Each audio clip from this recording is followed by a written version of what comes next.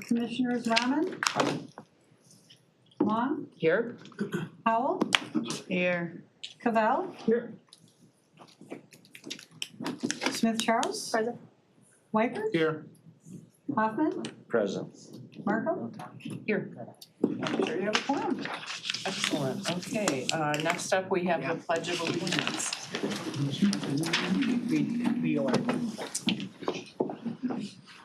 Pledge allegiance to the flag of the United States of America and to the republic for which it stands, one nation, under God, indivisible, with liberty and justice for all. Next up is approval of the minutes from the previous meeting. Moved by Commissioner Rahman, supported by Commissioner Long. Any discussion? Let's prompt the vote, please.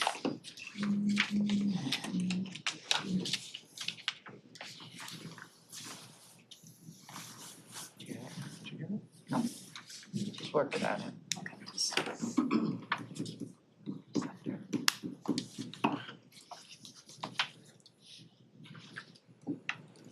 I forgot to tell. After he came and told me to give him the Okay. thumbs up, I forgot. You had that down, you know. Madam Chair, you have 8 yeas, 0 nays. Thanks. Next up, we have approval of the agenda. I'll take a motion, except for the fact that it's enormously long. Both of them were We're gonna today, move though. through this Both of fast. them are. I'll move it. Moved by Commissioner Wiper, supported by Commissioner Cavell. They're all long Any today. comments on today's agenda? It is long. Let's prompt the vote, please. Get in. Good stuff. You could call it bad. I think it's exciting if you haven't heard most of that. The other one was long too, it was long too.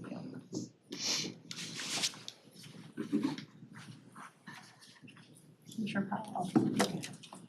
8 yeas, there's 0 nays. Okay, agenda has been approved for today. Next up, we have public comment. Anybody is welcome to address this group for 3 minutes on anything on the agenda today. If you want to address us, please come to the end of the table. Give us your name and where you live. And is there anybody that wishes to address us at this time? Seeing no one, I will close our first public comment and move on to item number 7, which is a presentation of the American Rescue Plan Act, ARPA project status update. I need a motion. Calculator. Commissioner Whiteford, supported by Commissioner Smith Charles. And I think we have Mr. Herzog with us, right? Good morning. Good morning. Thank you. Okay, let me get that ready.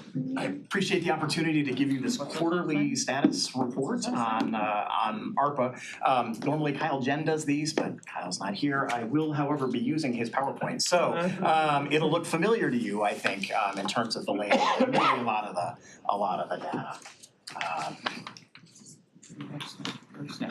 Okay, let me make it big and then you should be able to use it now. Fantastic. Thank you very much. Okay, so just on the front end, a reminder for everybody, I think we all know virtually all of this, but the county received $244 million from the American Rescue Plan. We have to spend our money based on federal eligibility criteria. We're using Guidehouse to help ensure that we do spend our money for eligible projects. We've got some key federal deadlines. Everybody knows by the end of next year, we have to have obligated all of our ARPA funds, and by the end of 2026, we have to have expended them all. So those are the federal requirements. We file annual reports and quarterly reports with the U.S. Department of Treasury. You can find the annual reports on the website. This year, one new thing that we have is a state of Michigan deadline so the state gave counties an increase in revenue sharing. Fantastic, but 1 percentage point of the 5 percentage points they gave is tied to whether or not we obligate all of our money by the end of this calendar year. So this is a separate deadline from the federal deadline. For state purposes, all we have to do is appropriate the money for specific purposes. We don't have to meet the federal criteria of obligation, which is frankly a lot more kind of complicated and involved and wouldn't have been something that we could do. But we need to appropriate money for specific purposes. And if we do that by the end of this calendar year, which we are on track to do, actually this committee, I think, is considering a number of resolutions that would get us there. We should be in good shape to receive the full amount of revenue sharing that we are eligible for. So the next slide. So important to note, this data is based on the quarterly report we filed with the U.S. Department of Treasury in October. It includes spending and appropriations through the end of August, so it doesn't bring us up to today. So what you see here does not include appropriations that this board has done in September and October. So this is based on the report that we recently filed with the U.S. Department of Treasury. 77.6 million remaining. Where we sit here today, it's actually $31.8 million. Can you pause for a second? Yes. We just had a technical, we Yeah, just audio's gotta not check coming something through. real quick. Oh. that? Thank you. Apologies. Yes. Someone said audio, they couldn't hear it, right? So sorry. Go ahead. Okay, Are good. we okay? Okay. So this is where we were for the quarterly report that we filed with the U.S. Department of Treasury in October. But the actual amount that we have left to appropriate is $31.8 million as we sit here today, which again, I think the resolutions that you're considering today would cover that. The next slide. Maybe. Okay, there we go. Just shows how we've appropriated and assigned money by the strategic goals that the county has laid out, thriving inclusive economy, sustainable environment and infrastructures, workforce, et cetera. I would note here under healthy residents, it shows $3 million assigned. That funding was actually appropriated after August, so that's why it kind of still shows as assigned here, because this is based on what we put in the quarterly report to the federal government. I'm gonna stop you for just a second. There's somebody who's watching who has a microphone on. If you would please, everybody who's watching online, please mute yourselves. Thank you. Okay. Thank you, Madam Chair. So the $3 million in healthy residents that shows as assigned, that was the case for federal reporting purposes.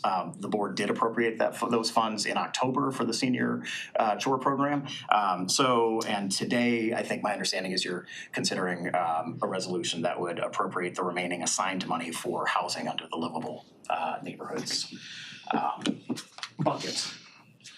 So this just kind of runs through in a non pie chart form. The amount appropriated, assigned, and spent by strategic goal.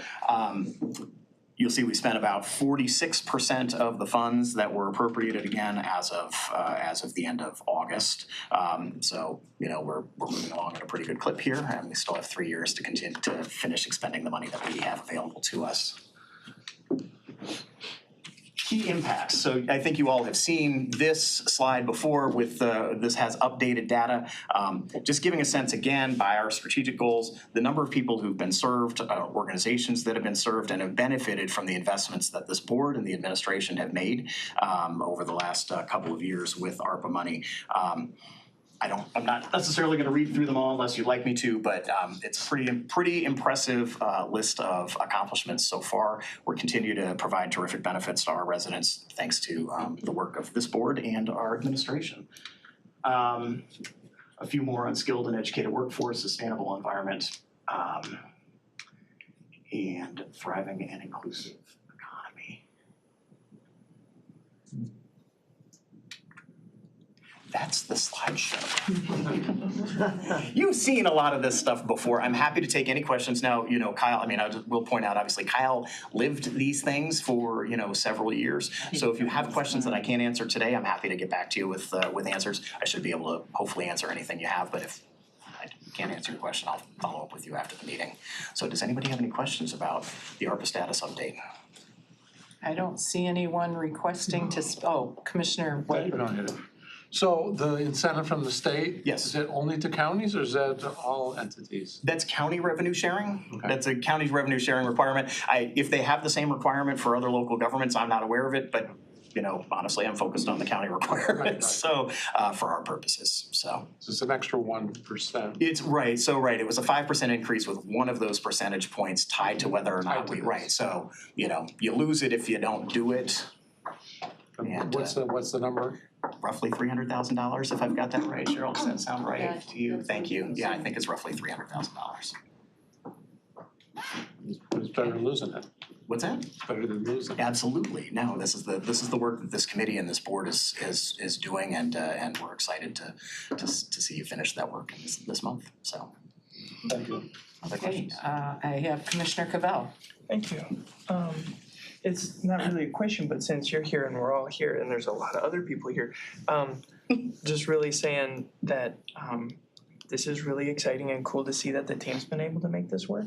But then also, as we think of how then to be a good board for accountability and making sure the money goes out effectively over the next couple of years, but then thinking how we can keep the programs that we all as a team deem appropriate to keep with state monies and other people's monies, because that I think will become the next thing we have to figure out, right? So I just want to highlight that thinking ahead.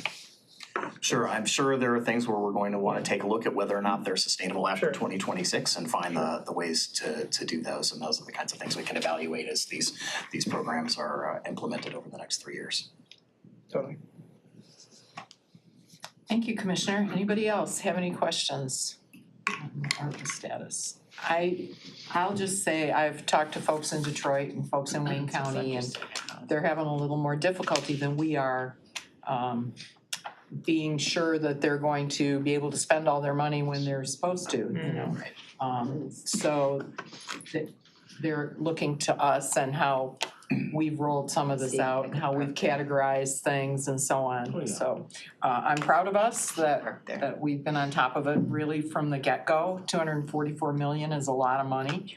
And I appreciate that we've been very intentional and thoughtful about spending it and that we are spending it. Absolutely, So absolutely. that would be my own time. Well, I've been here about a year now, right, about 13 months. A lot of this work had happened before I started. So, and having come from Congress, we appropriated the money in the first place and said, here you go. To be able to see how this county is using its money effectively for our residents and working together with the board, the board and the administration to do this work has been really impressive. So I have a different perspective on it from outside of the county from my previous work. Good to know. All right, if nobody else has any questions, let's go ahead and prompt the vote on receiving and filing this presentation. Here it is.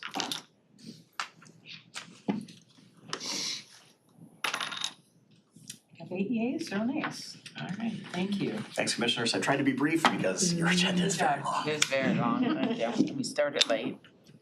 Well, I think it's good that, you come on a regular basis and the presentations don't have to be long, they're just updated and that's great. So, thank you. All right, next up, we are gonna start into our department recommendations, starting with 8A, amendment to the 2023 apportionment of local tax rates. I'll take a motion. Commissioner Powell, supported by Commissioner Smith-Charles. Good morning. Good morning, good morning.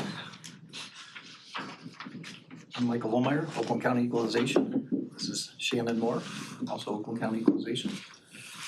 Thank you for having us this morning.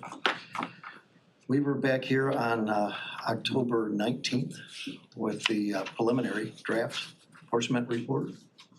And when we were here, we had indicated that the report was going to potentially change with 2 November election ballot items, one being an item for Oak Park schools and I believe Goodrich schools. The Goodrich proposal didn't pass, but Oak Park did. So the item you have, that's the only change we have. We have Oak Park, the rate changed from the 17.4599 in the resolution. The revised rate is 18 mils. And then that's the only rate that's changed in the other pages. So if you go through to like page 4, the rates have changed wherever Oak Park schools are. So that's just gonna be pages 4, 9, 13, 14, and 23. Otherwise, everything else is the same that was back in October. Nothing else has changed. We're here to answer any other questions you may have outside of what you asked us back in October, but everything else in the report is the same. Commissioner Wyper? This is just a technical amendment because of an election, right? So, Right, which you that couldn't, was, which that you was the couldn't only do change. because of the timing. Right, that's the only change we had. Commissioner Cabell? I just want to say thanks for the education about the Berkeley Millage. You're welcome. If you have any questions, let me know. Okay, if there's no other comments, let's prompt the vote.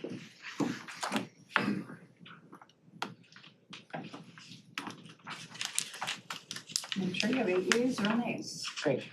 Thank you. Motion carries. We'll put this on our website, after everything's finalized.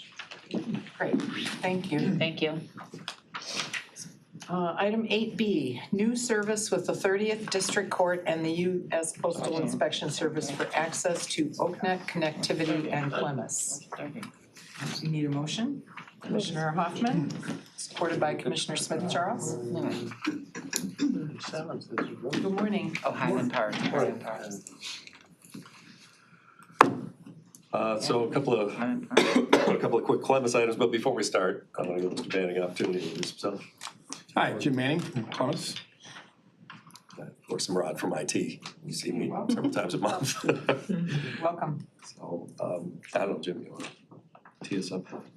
Yeah, regarding the two proposals ahead of you, in front of you on the agenda, the 30th District Court is connected to Highland Park Public Safety, which was approved by this committee back on September 20th for membership when Highland Park came on.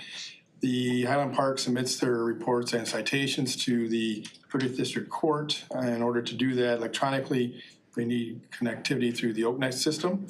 And that requires a Oakland County IT agreement, so that's what's before you today, as far as that membership for the 30th District Court.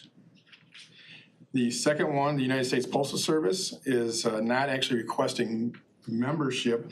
They're requesting access again through the OakNet. We open a portal so that they can submit their reports from the law enforcement authority side of their operations to the Oakland County prosecutor. They need access to submit those documents electronically, and to have access to that portal, again, requires an Oakland County IT agreement. Take any questions? Anybody have any questions? I'll open it up.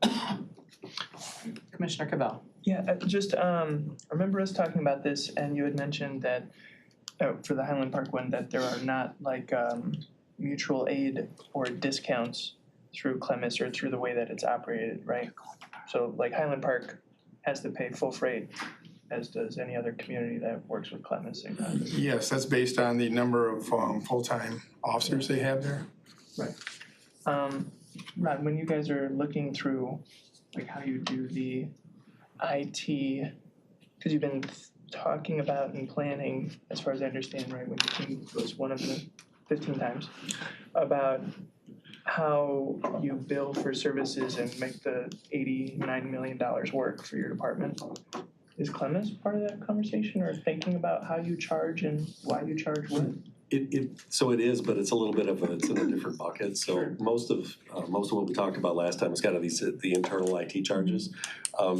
This is similar, but I think I don't think this is part of the rate study that we had talked about before. I think if that's maybe where your question was. Yeah. But I think that there's other work that can still be done on the other side for sure. Okay.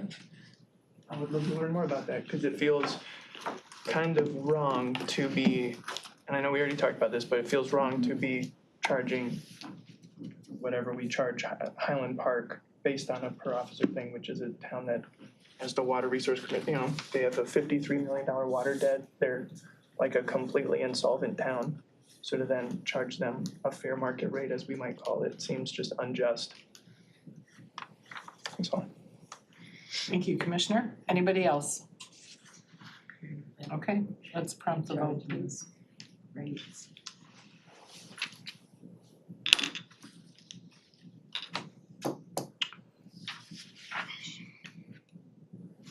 You have 8 yeas, 0 nays. Motion carries. Thank you. Yes, thank you. Next up is item 8C, the Evidence Management System Implementation for the Prosecutor's Office. I'll take a motion. Commissioner Hoffman, supported by Commissioner Wyker.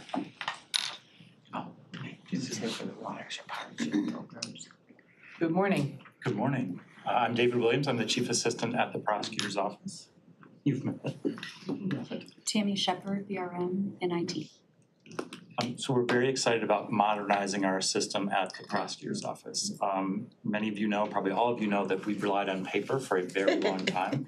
That is terrible on so many levels. The prosecutor often says if there was a flood or a fire, we'd be in trouble. We should use other language to describe that, but we'd be in trouble. So there are two pieces of our modernization. One is a case management system, which you all have already approved and allocated money for.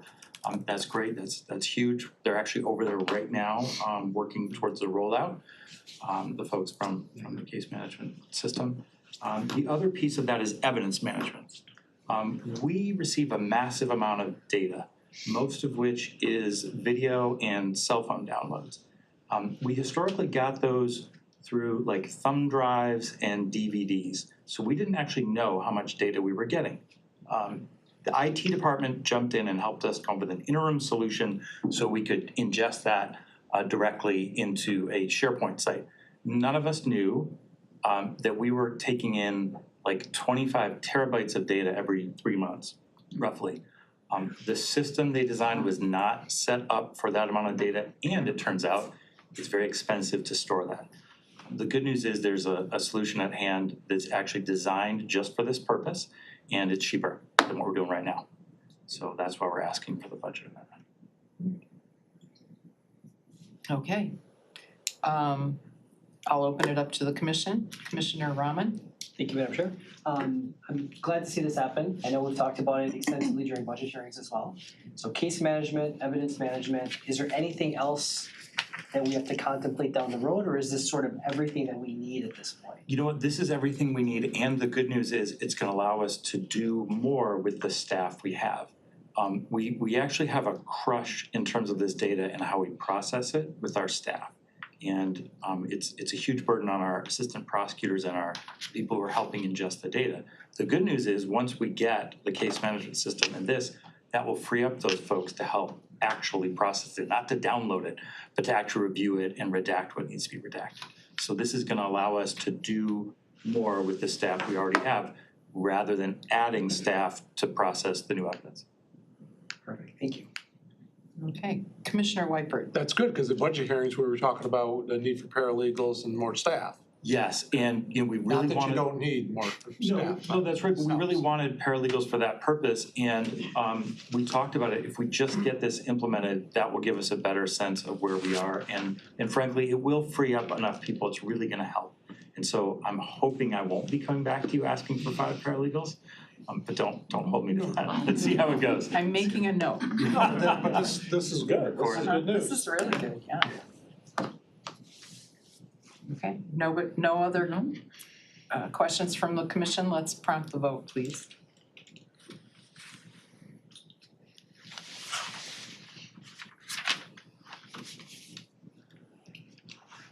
You have 8 yeas, 0 nays. Okay, motion carries. Thank you. Thank you. Thank you. Thank you. Thank you. Next up, item 8D, appropriating American Rescue Plan Act local fiscal recovery funds for Royal Oak Township drinking water and sewer system improvement projects. Moved by Commissioner Smith Charles, supported by Commissioner Rahman. And we appear to have the entire Water Resources Department. No, not really. I do. And Gary was hiding behind the flag back there. That's right. Well, everyone turned and looked at me, I was like, whoa. Well, folks, I really appreciate being here as always. So we're here today to talk about the 3 eligible projects that we're gonna be asking for funding for. Did you wanna package these together, or should I do them each one individually? Go ahead and package them together and then we can vote all at once. We're on site. Okay, great. Well, I appreciate being here as always. So I want to first of all introduce my staff here, that they're going to talk about specific parts of this. So, well, I'm going to start.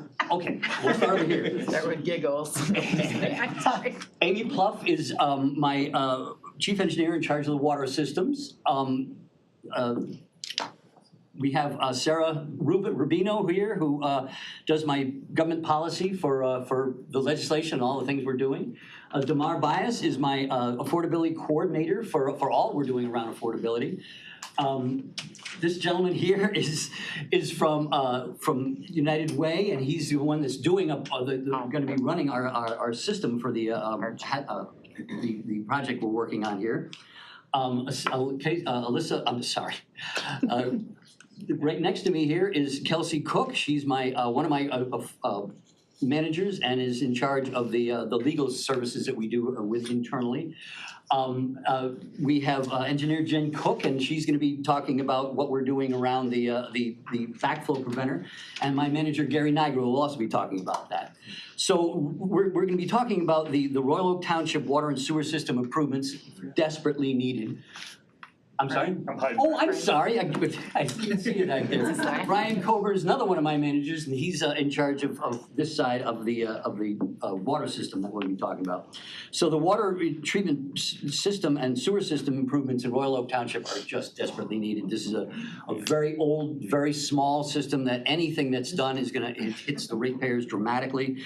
The WRC Hardship Assistance Program, this is part of our affordability suite of programs we're working on, and this is going to be significant help for folks who don't qualify for the poverty programs but still have issues. The ALICE, we'll talk about that in a minute. And the George W. Kuhn Drainage District Backflow Prevention Program. This is again, that one. I'm sorry?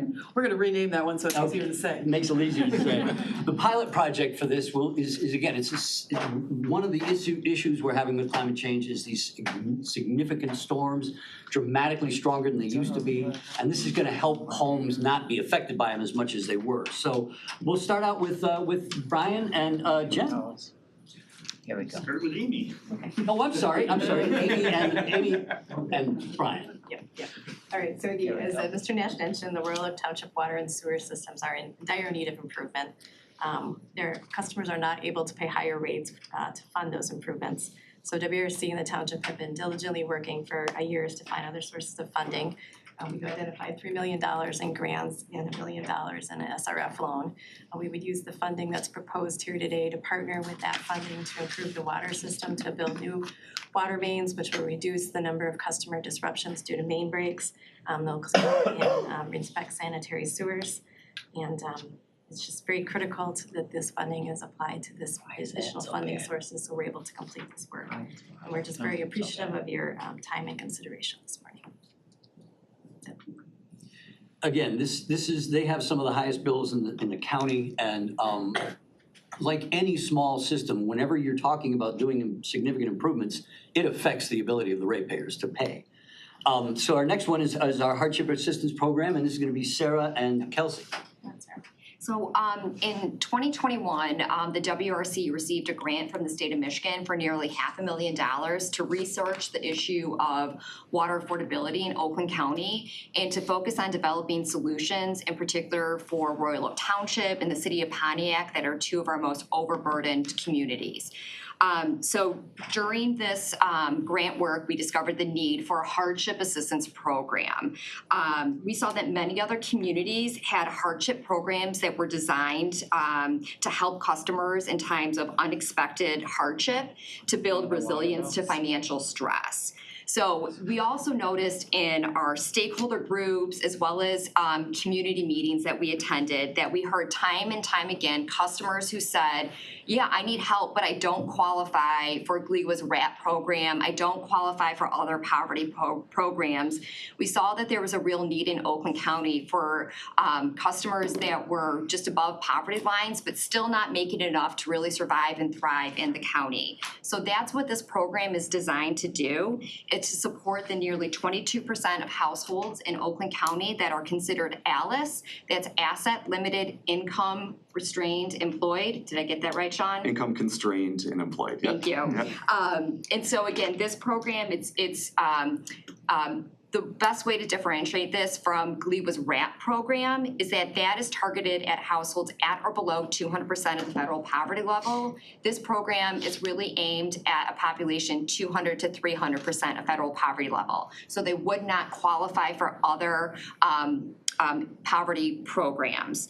And again, Sean is here from the United Way Southeast Michigan. We partnered with United Way, who administers RAP in Oakland County, to also develop, and then administer this program as well. So when they get a call from a customer or a household needing assistance, if they don't qualify for those other programs, they'll be able to roll them right into this program to offer them that financial hardship. So that also helps with the administrative cost of this program as well.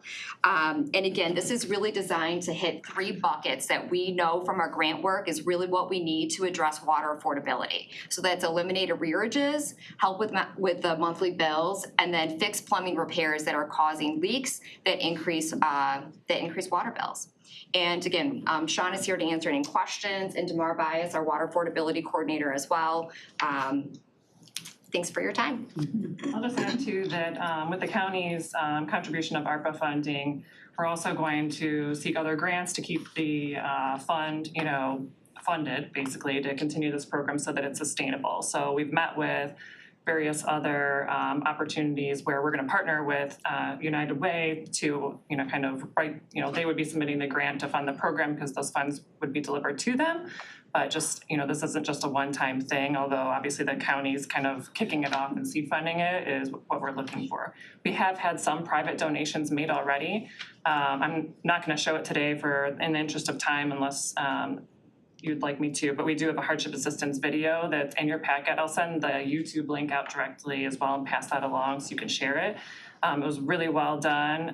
It's kind of heart-wrenching in a good way by our marketing communications team led by Trisha Bruzek at WRC. So this slide just shows the differences in the programs that Sarah mentioned. So the 3 things that are currently out there, and one of the for water affordability in Oakland County is a low-income household program. This was new just in September, and it's administered by OLSHA, Oakland Livingston Human Services Agency, for arrearage assistance amount. Then we have the Great Lakes Water Authority's RAP program that's offered to all of our residents in the county who are served through GLEWA for their either water or sewer distribution and treatment services. And then on the far right is the hardship assistance program, so you can kind of see the differences between the 3. Here's a slide on the Alice in Oakland. Again, as Sarah mentioned, Sean Skeens here from United Way. We meet with Sean every other week. He can answer any questions on this. Is there anything you want to highlight, Sean? Just, the Alice report, it comes out every 2 years. 2023 was this year, was the latest report. We're seeing the need continue to grow. 31% of households in Oakland County fall below that Alice threshold. That's 1 in 3 households, and it's we see that coming through in our 211 lines. We see that with people reaching out to us directly. There's a lot of need out there right now, especially for utilities and in particular in water assistance as well. Thank you. This part of your packet will have the video for you, and then I'll move over to. How long is the video? I think it's several minutes. I think maybe like 3 minutes, 3 or 4 minutes. What do you think? Not today. I know you have a long meeting. Yeah, let's let Yolanda vote on this. Yeah, we'll do it individually at home. Thank you. I'll turn it over. Trying to get as many items through before people start peeling away. Absolutely. So I'd like to mention real quick that this is one of those things that allows us to stop people from getting backlogged. And if we can stop them from happening, that's people we don't have to worry about paying or them paying more because they've fallen behind. If we can do this, this is just one more way of making sure that people are okay and that our systems are still funded the way they need to be. Quick question.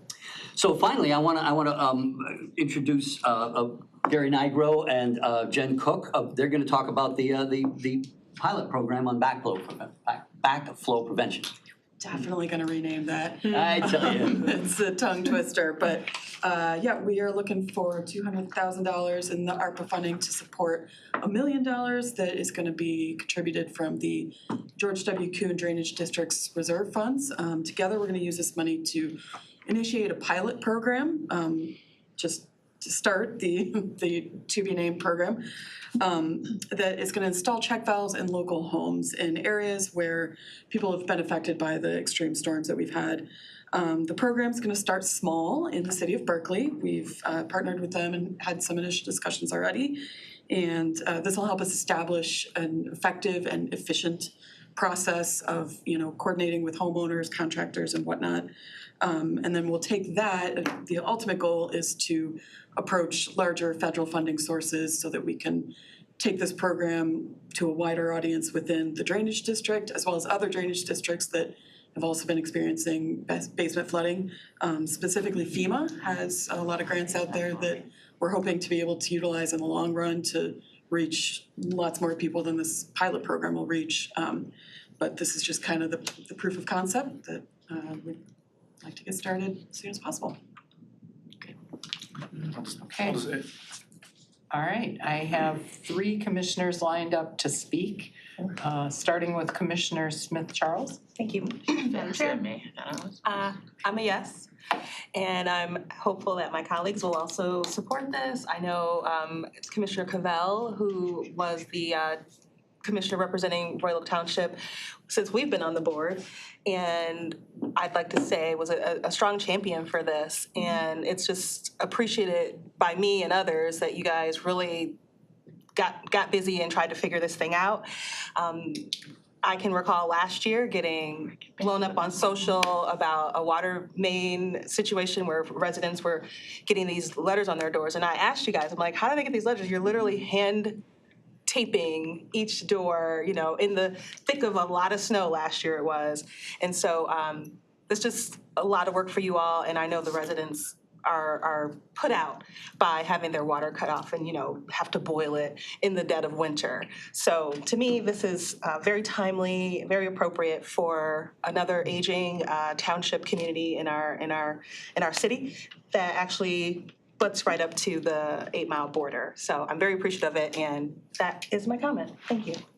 Thank you, Commissioner. Next is Commissioner Long, followed by Commissioner Powell. Yeah, thank you for the presentation. I have one marketing question. I'm always worried about how the programs get out there. So for the hardship assistant program, you have the YouTube video, but is there also something on the individual bills saying about it with a contact number for United Way?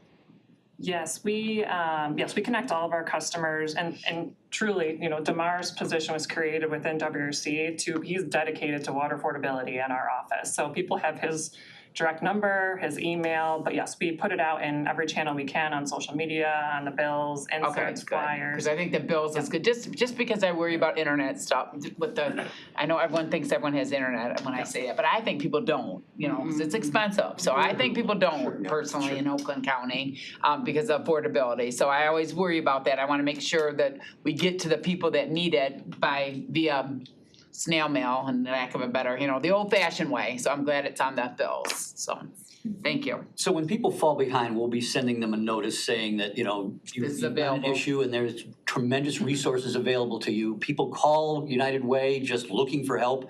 They'll direct them in that direction. So we're gonna make sure that we have as much saturation of knowledge of this stuff as we can, because people do need to know about it. Right. So I really appreciate that. Yeah, thank you. That's my question. Thank you, Commissioner. Next up is Commissioner Powell, followed by Commissioner Rahman. So, with the hardship program, I just want to thank Mr. Nash and his team, because when you all started even recognizing that this was such an issue, you kind of started twisting your brain to figure out how to fix it. And then I'm going to say this because Damar we're both from the city of Pontiac. I know Damar, we grew up together, and I think that's just great to have somebody in that space who we know overall, when we look at data, a lot of this money is helping a lot of citizens in the city of Pontiac, period, hands down. So for us to be from there and be able to help and be that face for you all, because we know how sometimes when you familiarize the community with a face, they're more comfortable to interact and really share their personal problems and what's going on to seek assistance. So thank you all. I've always been an advocate in trying to support, and I can confirm with you, they make sure, at least if people do contact them, and also just for like, I guess more so with a commissioner who constantly sees this, I have been made aware and can advocate for them both ways. So they're doing the outreach. So if you just need them to do more, just tell them they're willing to do it. So Thank you. yeah, so thank you. Absolutely. We built a stakeholder group that we've been working on. Actually, we started about December of 2020 to start organizing that. And we really wanted to make sure that every step of the way, there was a group of folks from the community that totally understood what we were doing. And so if, we wanted to have that buy-in from the community, and DeMar is a part of that community, well-known in the community. So as long as we're doing that, I think we're gonna have a real success at getting this accomplished, and really people understanding what's available to them and then getting it on there. Because all the systems will benefit from this. It's not just the ratepayers that'll benefit, it's the systems themselves, because they'll have that flow of income that they need, that they budget with. And as long as you can keep that and have that budget going from year to year fulfilled, that we won't fall back on what we need to do. And then the true cost of service is what we're always trying to make sure that we're doing, and this will help that be funded properly. So I appreciate that. Thank you. Okay. Commissioner Rahman, did you withdraw your question? I did. It was actually the same as Commissioner Long's. I just wanted to ask about, marketing. I applaud your efforts. I think this is great. I think it's definitely needed, and I support all three of them wholeheartedly. Application process is pretty straightforward. That's the one thing I don't know if you It's touched one of the on. things we've streamlined dramatically, because it was much more difficult, and Sean can talk about that. Yeah, absolutely. So when somebody applies for our program, they have the opportunity to apply for water assistance and energy assistance at the same time. It's a single application. We are going to be taking people through our application and testing them for what they are eligible for. If they fall above that income eligibility that would be for the RAP program, that's when we're going to be considering them for the hardship assistance program. That application, we host it online so people are able to self-apply. However, we have a team of people who help people with applications as well. We have a phone number that's open. We can help people over the phone fill out applications, we can get documents from them, and go through the approval process and make sure that those payments are going out as well. That's all part of the marketing material, just let people know that they have those. Yeah, Okay. absolutely. So letting people know where to go, how they can apply, where they can reach out to is just critical. And at United Way too, when we're talking to people who are calling in through 211, coming in through other avenues, also letting them know that we have these programs available, and if they qualify for these programs, we can help them. So just a lot of different outreach methods and a lot of different marketing methods, but that's perfect. And one thing we did at those who are still having difficulties, they can now schedule appointments with me over at our billing office. So I'll sit down and go through anything that they need to get enrolled with Sean. So we have a direct line. I'll sit down and we'll go through it step by step and do that. So we can do that scheduled by appointments at our billing office on Dixie, as well as check your emails. We invited you all to our December 14th coalition meeting. So we hope you can attend, get more information. And please let us know if you have ideas on how to reach any people in your communities. Let us know so we can take advantage of that. We'd love to have collaboration with you guys to make sure that your districts are properly served. I have Commissioner Hoffman lined up. Thank you guys very much, and I applaud the backflow prevention pilot project. Is part of the problem in a community like Berkeley, are the wastewater lines and the stormwater lines still one and they're connected? Is that what creates most of the problem?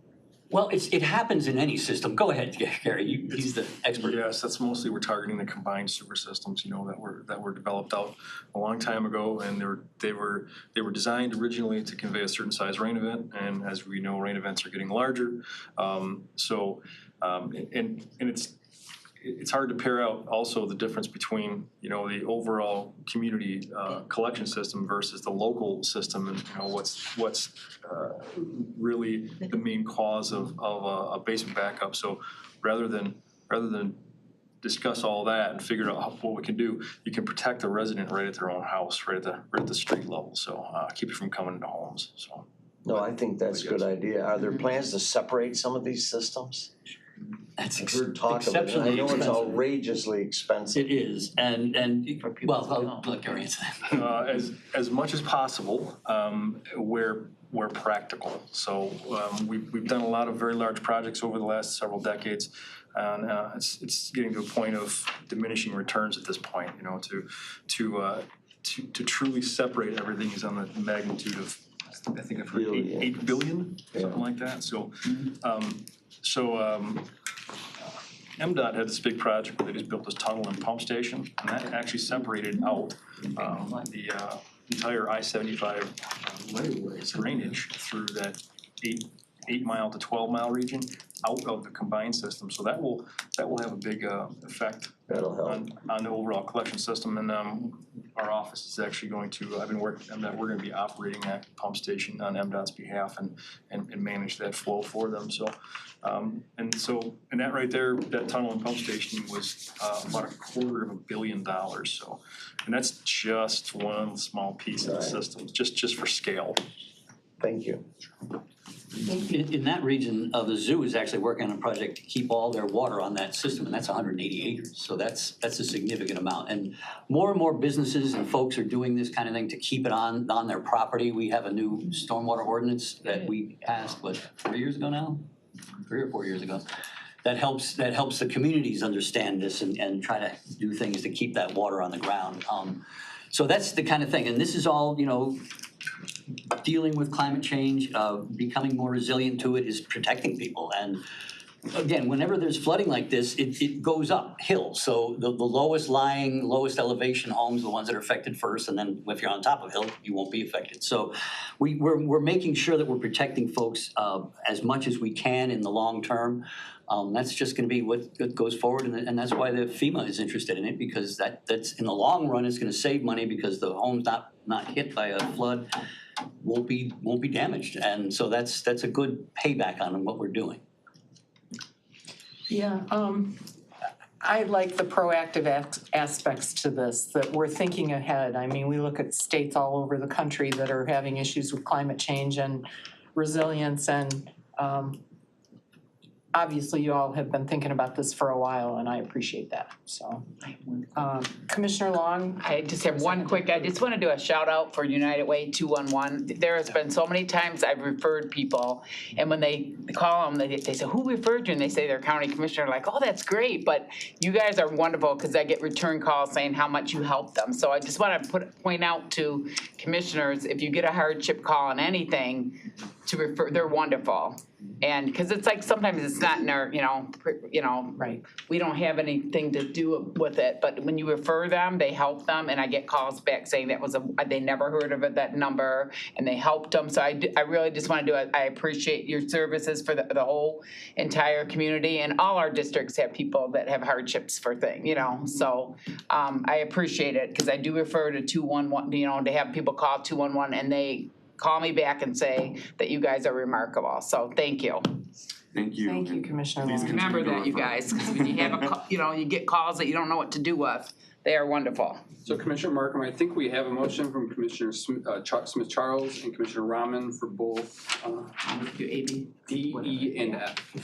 All three of the Water Resources Commission items. Everybody agree that we're going to vote on all three? Perfect. Yeah. Okay, let's prompt the vote.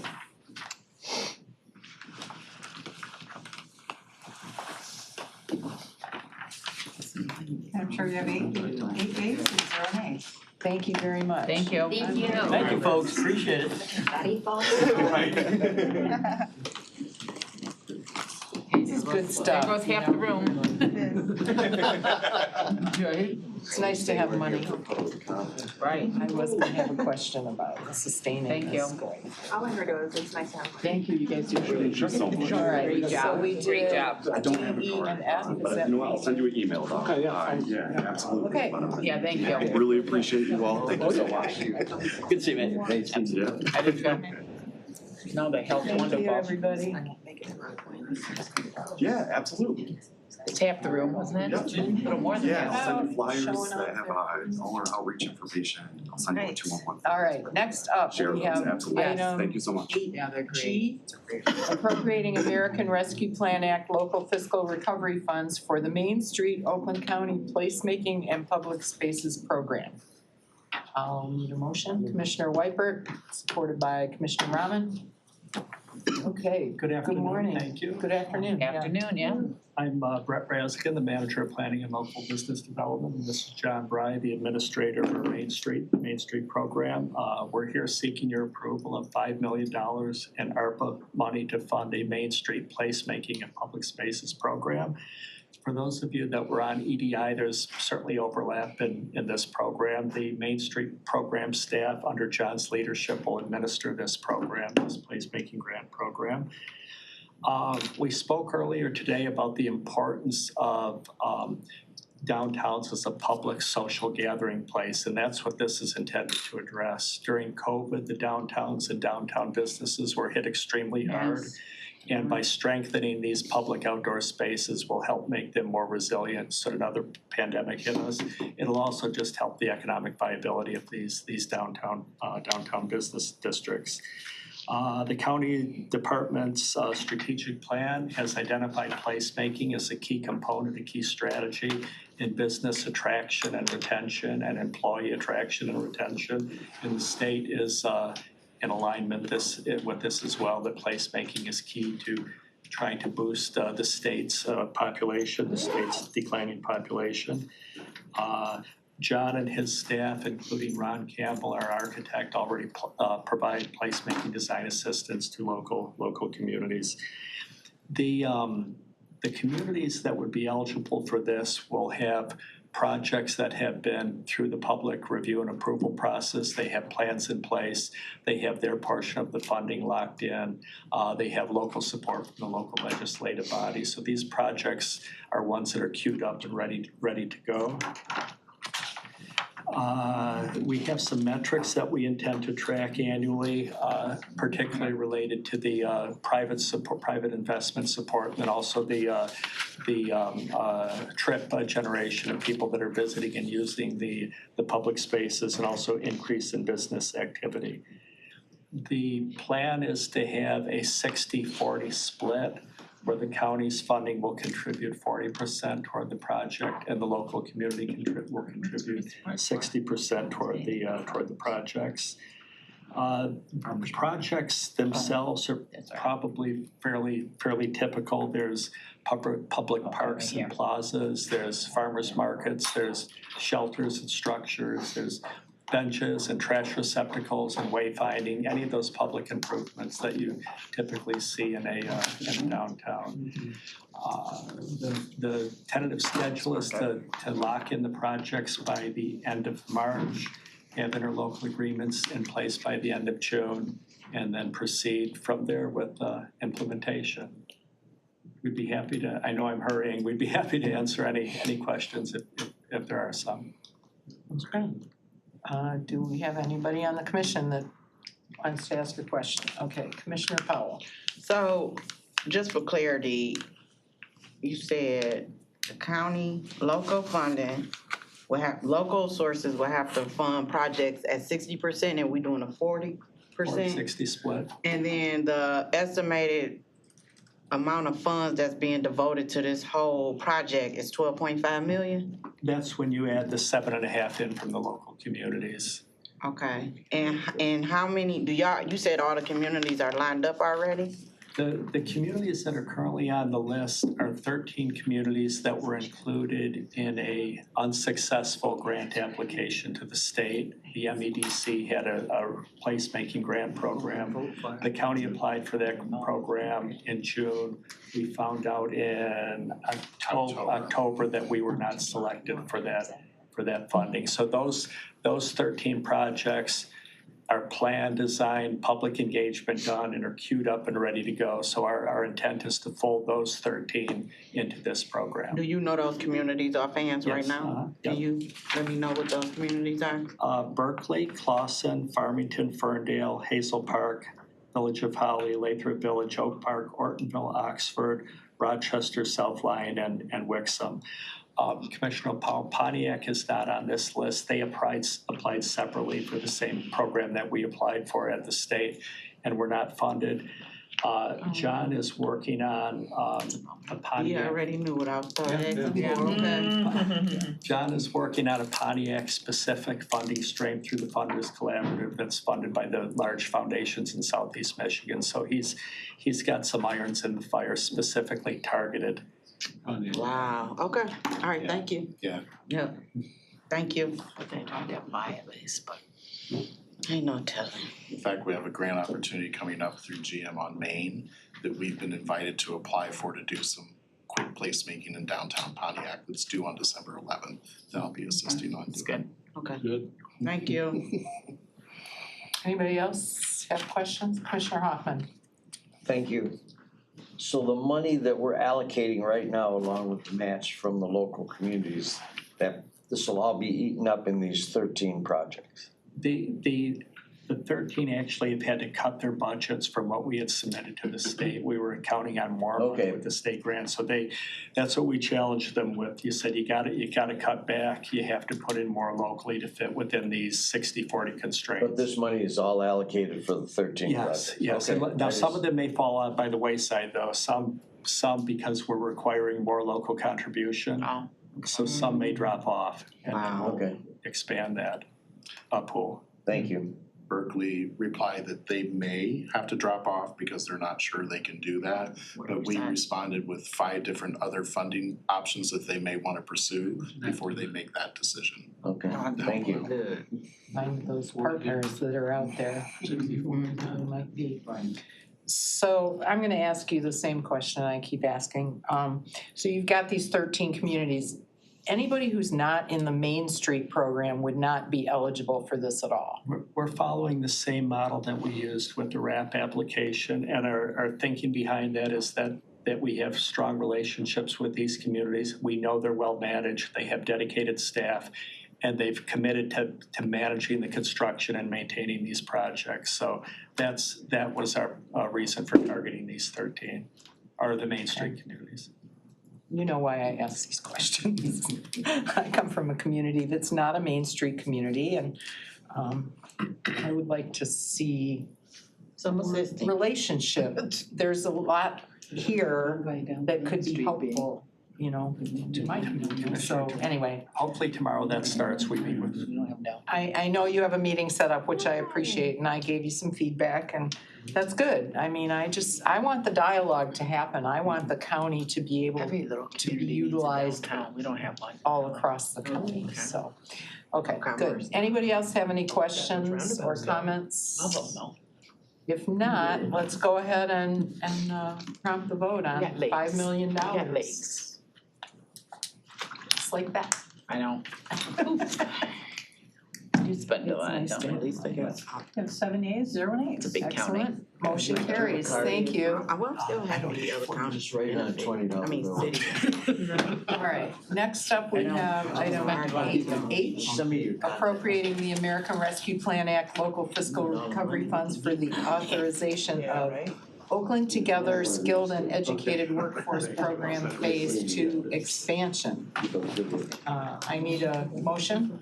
Moved by Commissioner Long, supported by Commissioner Rahman. All right, good afternoon. Good afternoon. Thank you, Madam Chair. I'm Jennifer Llewellyn, Manager of Workforce Development at Oakland County. This is Rana Aligo, our Oakland AD Administrator. And let me say how excited we are to be here today. This is an exciting day for us and I think for many of our partners and our residents across Oakland County. This board was generous back in June of 2021 to approve 6.6 million of ARPA dollars for one of the key priorities in Oakland County, Oakland 80, and a skilled and educated workforce. And I have some updates for you on the progress that we've made with those dollars, because I think this work has been transformational for our families. So our child care scholarship, which was a $1.2 million investment, and thank you to Commissioner Cavell, I know he was a champion of that, was 1,000 child care scholarships are available. We have already awarded 845 of those child care scholarships. And those are awarded directly to licensed child care facilities. We make the payment directly to the licensed child care facility so that it doesn't interfere if the person's receiving any type of public assistance benefits or unemployment benefits. If we paid it to them, it could interfere with that. So payment is made directly there. And it's been transformational for the child care centers as well. So that has been a huge success. The second investment from June of 2021 was in our flexible workforce assistance. That was a $1.5 million investment, and we're using those dollars to address any barriers that are interfering with someone's ability to enroll in education, stay in education, start employment, or retain employment. And these are things from car repairs, books and supplies for students that are enrolled at Oakland Community College, utility assistance if they don't qualify for some of the other programs you've heard about earlier today. So it meets the needs of the individuals and addresses anything that might be interfering with education or employment. The third investment, which was the largest of the 6.6 million, was our Oakland 80 Career and Education Navigators. We have an extraordinary team of 8 navigators who are deployed across the county. They're in communities, they're in nonprofit organizations, they're in our Michigan Works offices, on college campuses, who are meeting with residents and assisting them with navigating their career journey and educational journey. They are also following up with the 18,000 Oakland County residents who have applied for Michigan Reconnect. We have many of those individuals that have not enrolled in free community college tuition, right? They have that benefit available to them. So they're reaching out to those individuals and asking them, what's interfering with you taking advantage of Michigan Reconnect, and is there any barriers that we can help remove to help you enroll in that program? To date, that group has made over 30,000 connections across the county, attended 600 community events, and have provided one-on-one career and education services for 1,200 individuals.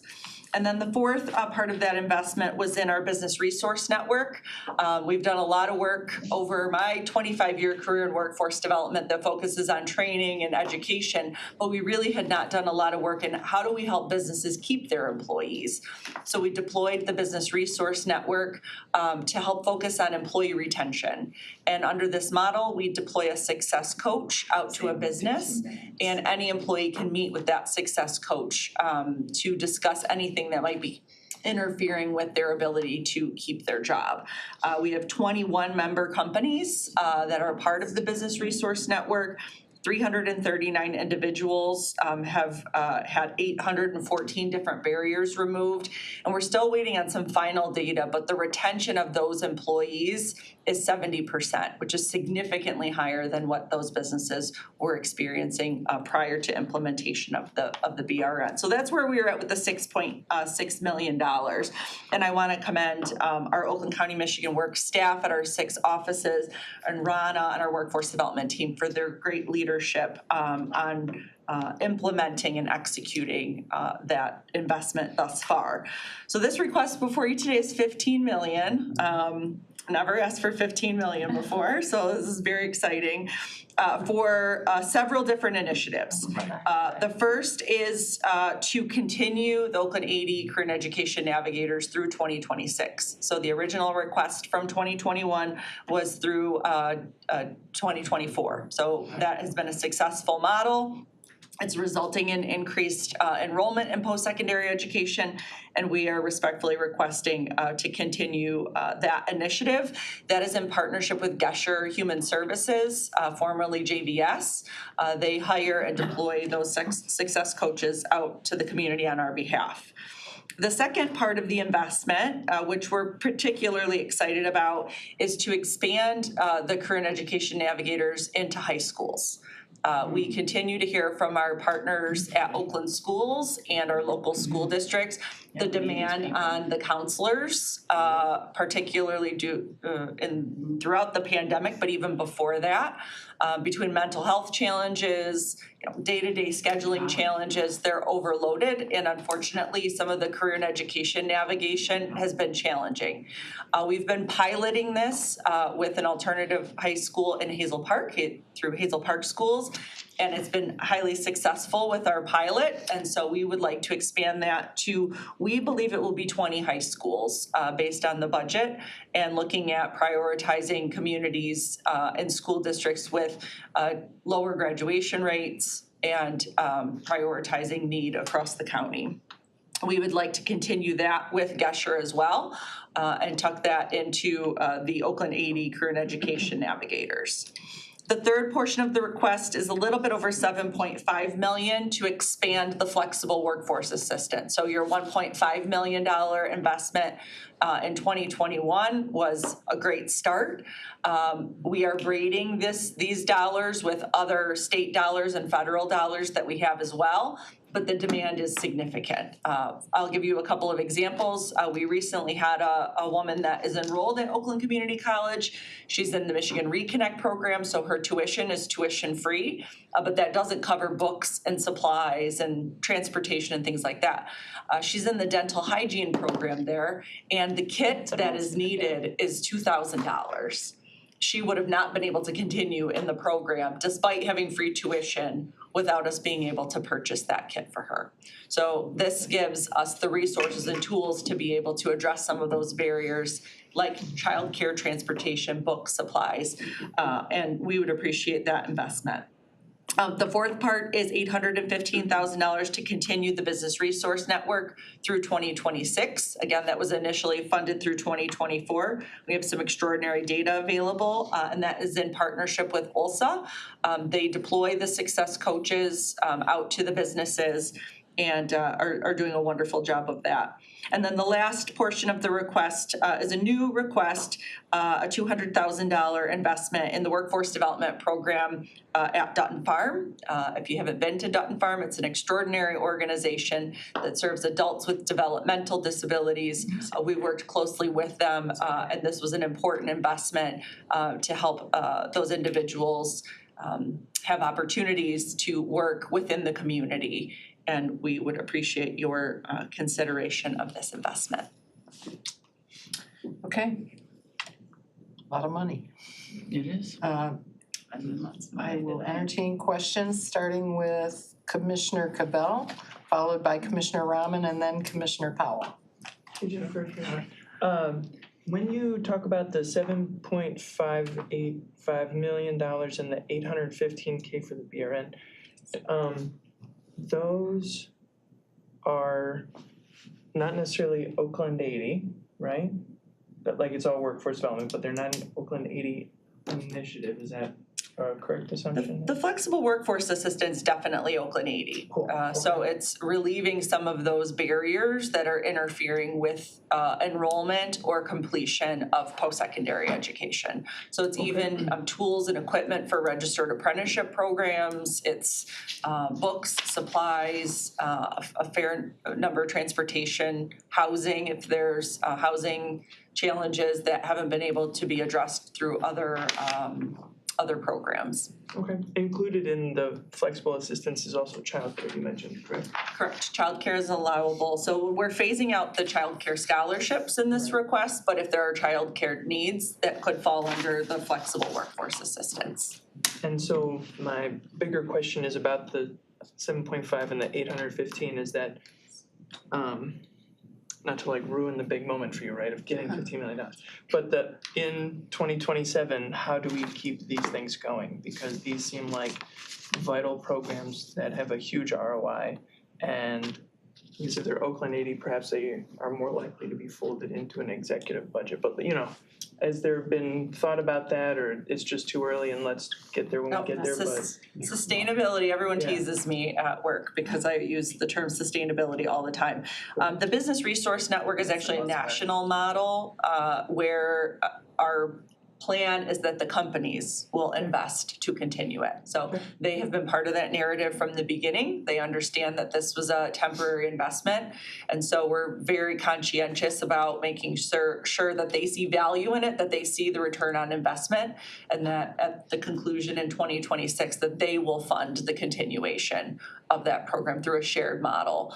We actually have the structure already built, it's ready to go, and the companies are aware that at some point they will be required to pay to participate moving forward. For the flexible workforce assistance, we actually just submitted a grant, a $3.5 million request to the state for similar dollars. They call it Barrier Removal Employment Success. We're waiting for a decision on those dollars. And we also have federal dollars through the Workforce Innovation and Opportunity Act that can supplement this as well. Those are less flexible. There's much stricter eligibility requirements than the broad definition that ARPA provides us with, but we're constantly looking for other dollars to be able to sustain this longer term. Okay, thank you. Okay. Next up is Commissioner Rahman, followed by Commissioner Powell. So Commissioner Cavell actually grabbed my question. That's a great question. That's exactly what I was asking. My question too. Yeah, because you guys are doing a great job, clearly, and I appreciate all the metrics and statistics you provided as well. Because it's always nice to know what happens when we give, grant a whole chunk of money, whatever happens to it. So I appreciate that. I think these are all wonderful initiatives. My big concern, to Commissioner Cavell's point too, is what happens once this dries up, but you have addressed that already, and I'm glad that's already in the back of your minds for down the road. I think this is great. Commissioner Powell. One, I wanna say thanks to Jennifer. You're a great leader. You've been a great leader in this space since I met you. And she's always been here, y'all, especially when I call her and I got stuff going on with Pontiac. And she's very, very trustworthy and truthful. So when it's a problem, she's aware of it. She take ownership, but she deals with it. So thank you. My question is, with the 200,000 that doesn't farm workforce, when you say individuals with disability, do they have to be a certain level of disability? Or, for me, with my hard of hearing deaf community, my parents, it'd be good for me to share with those agencies if this is something that they can now maybe refer. They probably are ready, but I just like to always touch base with those agencies that help in the hard of hearing and deaf individual space. Would they qualify to apply for this type of assistance or reach out to them to try to get job assistance? Is that including them or no? I'm not certain about all their eligibility requirements, but Jenny Brown, the CEO, they're an extraordinary partner, and I would encourage you to reach out to learn more. That's something that I can facilitate if that's helpful to you. Yeah, I just want to ask. If so, I'd like to share that information with the deaf and hard of hearing community here in Oakland County. Thank you. Thank you. Thank you, Commissioner. I too think your organization is doing great stuff. People are, I had a family member who used Michigan Works, found a job, got a phone call. During COVID. We've got money for you for tools. Really? So, just the support for someone who is trying to enter the job market, or people come from all different directions. The fact that you're there and there are all these alternatives and means by which you can target a specific person and help them get what they need to move along. I sat next to a woman at a dinner a few months back who got assistance at OCC.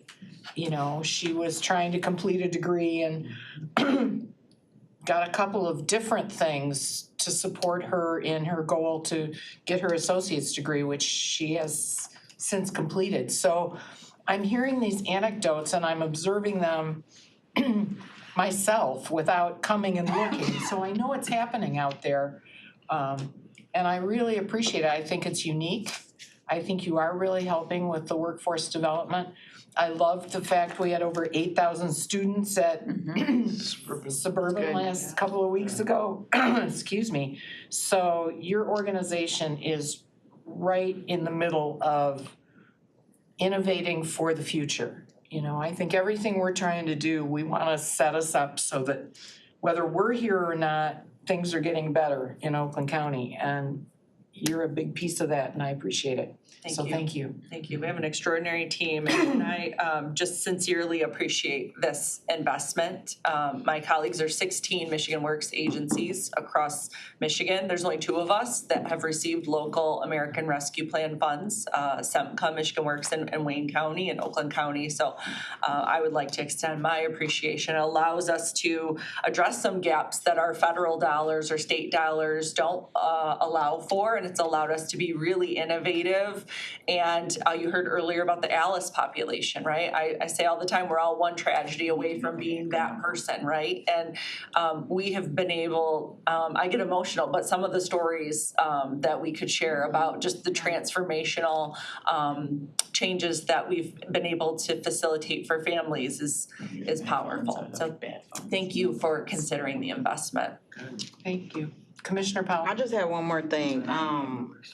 What if, do we have anything set up just in case like current college students have any barriers? They can try to call Michigan Works just to see if we have programs to maybe assist them? Mention a few. Yeah, we have great relationships, I think, especially with OCC. We have a Well, I'm great talking more so relationship. like universities. Right, and I was gonna say Okay. also OU and Rochester, we have navigators on campuses at a lot of those partners. We do outreach too, so if we have students that are in like their last semester, that live in Oakland County, that may receive Pell, like we do very proactive outreach. I call it aggressive outreach because we're really have the capabilities of pinpointing where the need might be, and it's great to have the staff that's able to do that outreach. I think, you know, not being passive and waiting for someone to come to you for help, but knowing who might need help, who might be on campus that's in a situation where they need a little bit of assistance. So. Yeah, we're working on a project with Oakland University. This is the second time now where Oakland University has dug into their data to identify students that are at risk and doing some targeted outreach to those at-risk students and getting them connected to us and our navigators to take advantage of this so that they get in touch with them before they lose them. Got it. Okay, thank you. Good. Excellent. So if there's no other questions from the commissioners, let's prompt the vote, please. Yeah, thank you. I can hold them in here. I never can at home. It's so weird. 7 yeas, 0 nays. Excellent. Motion carries. Thank you so much. Commissioner Marco? Thank you. If I could just suggest for the next 2 items, our speakers are attending virtually, so they are online here. But they're the same speakers and from the same department, so you could entertain a motion for both I and J. Oh, yeah, we can do that. I will, next up, our item I, appropriating assignment of the American Rescue Plan Act local fiscal recovery funds of the Oakland County Housing Trust Project. And item J, appropriating American Rescue Plan Act local fiscal recovery funds for additional Oakland Together housing security initiatives. I'll take a motion for both. Commissioner Cavell, supported by Commissioner Powell. Okay, good afternoon. Good afternoon. Thank you so much. We just thank you for this opportunity. We're very excited to share with the committee some of the great work that's already transpired, and thank you all for the foresight of the original Housing Trust Fund dollars that were allocated through SLRF back in 2022. I am going to hand it over to our Housing Trust Fund manager, Kyle Hines, to provide an update on some of the things that we've been able to do with the funds, and we would like to, of course, request the appropriation of another $5 million for the Housing Trust Fund, and then with the combination of item J, an additional request of funding, and we will explain and share with the committee why that is. So I will hand it over to Kyle Hines. Yeah, thanks everyone. And just to echo what Khadijah just mentioned, the foresight to being able to create the Housing Trust Fund with the ARPA dollars and then appropriating $5 million at that time. We're here now just to appropriate the remaining $5 million that was assigned to the Housing Trust Fund. Those of you that may have listened to the Public Health and Safety Committee meeting yesterday, you'll see that we have about $5.1 million worth of development underway that was approved by that committee. That's going to provide us with 104 affordable housing units in Southfield for permanent supportive housing, and then also units in Royal Oak Township on scattered sites. So there's a couple items on here that are going to provide economic development, health services to Royal Oak Township. So we're very excited about that. With this additional $5 million, we have plenty of work in the pipeline. I have applications that would essentially total over $75 million or $145 million of investment into mixed income housing. And that'd be about over $14 million worth of activity. So the funds that are under consideration today are very welcome, and affordable housing is something that we desperately need throughout the county. And we're working to provide that, and are here to answer any questions you might have on the Housing Trust Fund and the funds associated with it today. Okay, thank you. I will open it up to the commission. Right, there's no, right. Nobody wants to ask any questions? That's good. A lot of money. I know. Going once, going twice. Individual communities, right? Let's prompt a vote, let's do it. This is Charlie's project, and so he's not asking a bazillion questions about it. Just Commissioner Long. just because it's a lot of money, so I do wanna make sure that there's nothing in either of these appropriations taking any local planning commission's authority away, correct? Yeah, absolutely not. All projects that require any sort of zoning action or zoning change or planned unit development, that is still held at the local level. We simply provide a gap of the financing and capital structure. So local approval still remains in place for any sort of planning decision. Okay, thank you. I thought I'd better make sure, because that came up before, so thank you. All right, well, if there's nobody else, let's go ahead and prompt the vote. now. Hey. We all did our job, Jay. On item Just to make sure, I 8I didn't think I saw and anything, 8J. you know? I get it. They can use their expertise, they can twist their arms, planning commissions if 7 they yeas, want. 0 nays. Okay, motion carries. Thank you. It's been approved. Because, you know, we can get. All right, next up we have item 8K, reallocation of American Rescue Plan Act local fiscal recovery funds for the Oakland County Co-Responder Community Grant Program. Moved by Commissioner Rahman, supported by Commissioner Cavell. All right, let's see, who's on this one? This is business. Oh, is it? If there's no one from OTHM here to talk about it, I can fill in. Okay. Okay, so this is something that Marcia, Mike, and Mike Spiz and I have been working on for some time now. This is a this is a grant program to put mental health social workers into police departments that have requested them, and they've all signed MOUs to agree to sustain the funding long term. And this actually replicates what the sheriff has done in Pontiac with Hillary is, I think, the person's name, or Susan, or there's a person current in co-responder we Yeah, have yeah, there. yeah. I'm spacing on her name too. So that's the deal. So it's 1 million? Yep. Okay, 1 million. Do we have specific communities identified? Yeah, Southeast Oakland County, where there's a coalition of 4 communities, so Madison Heights, Royal Oak, Ferndale, and Hazel Park have all, like, they'll share the cost of a co-responder. Leveraging this grant to start it up. Novi has expressed interest, but I don't believe they've officially signed on yet. And then, because there is money for 4.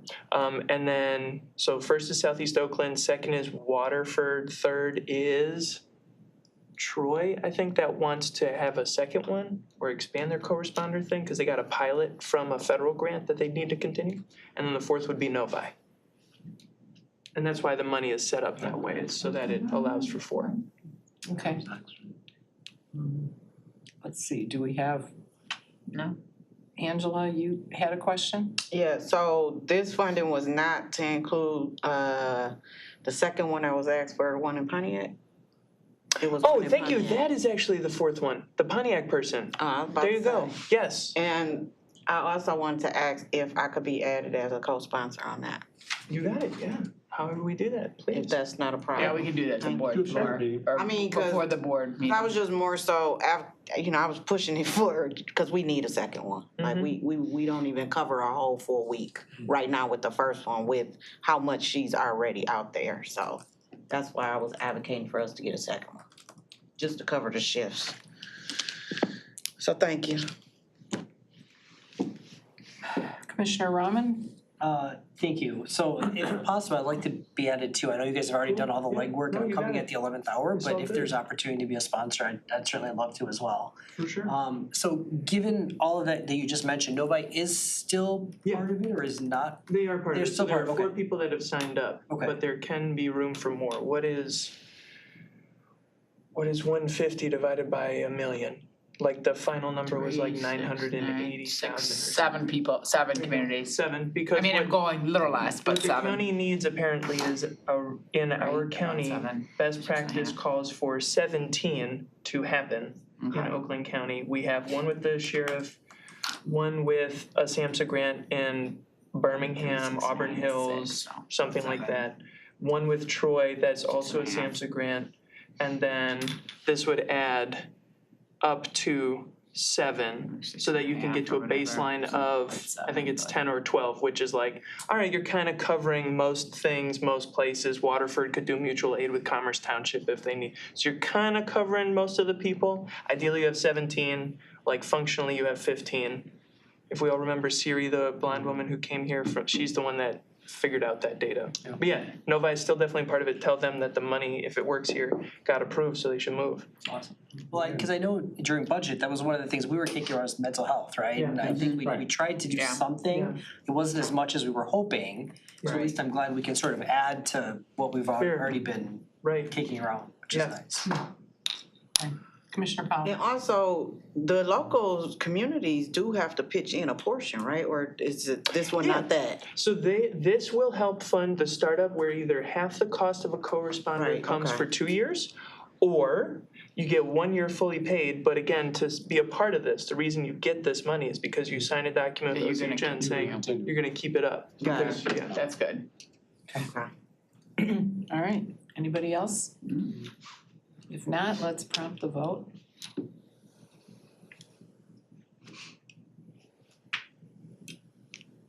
Finally, Chris Ward, you're up. 7 yeas, 0 nays.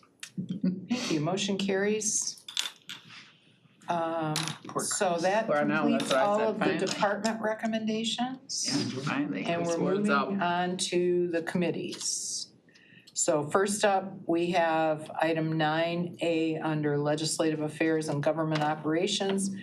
The United States Housing and Urban Development Economic Development Initiative Community Project Funding Grant for the Oakland County Farmers Market Modernization and Improvement Project. I'll move it.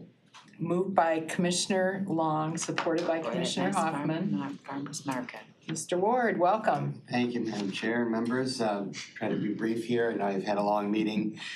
We were very fortunate last year to receive, due to the great efforts of Congresswoman Stevens and Senator Stabenow, an earmark or what they call congressional project funding for a modernization project at the Oakland County's Farmers Market in the amount of $2.269 million. The application went through earlier this year through the board.